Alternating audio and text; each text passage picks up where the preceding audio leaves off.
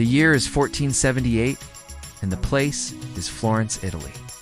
The story is about a 32-year-old woman who had it all: beauty, brains, and money.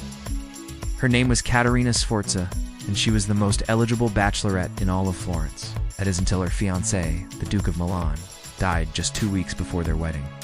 Devastated and desperate to escape the pitying looks of her friends and family, Caterina locked herself in her bedroom for 40 days, emerging only to attend her late fiancé's funeral.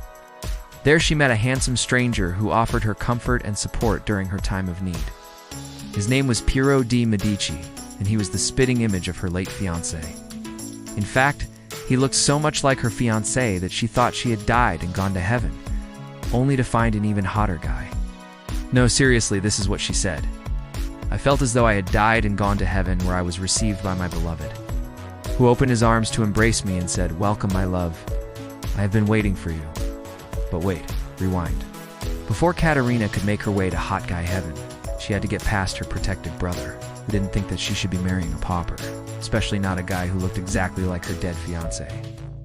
But Caterina was persistent, and she eventually wore her brother down. The two got married in a secret ceremony, and then set off to start their new life together in a small village outside of Florence. There they lived happily ever after, or at least they would have if Piero hadn't died 3 years later of a mysterious illness. Now, you'd think that Caterina would be heartbroken all over again. But she took the news of her husband's death pretty well, all things considered. In fact, she wasted no time in getting over her second husband. Just 3 months after his death, she gave birth to their son, and shortly after that, she began seeing a handsome young painter named Andrea del Sarto. Now you're probably thinking, "No, gross lady, you're not even dead yet." But this was Renaissance Italy we're talking about, where it was totally cool to have a live-in boyfriend while still being married. And yes, while still being hot. Andrea and Caterina had an intense 4-year affair that produced 2 children, a boy and a girl. But their relationship was a tumultuous one, and eventually Caterina got sick of Andrea's wandering eye and kicked him out of her house.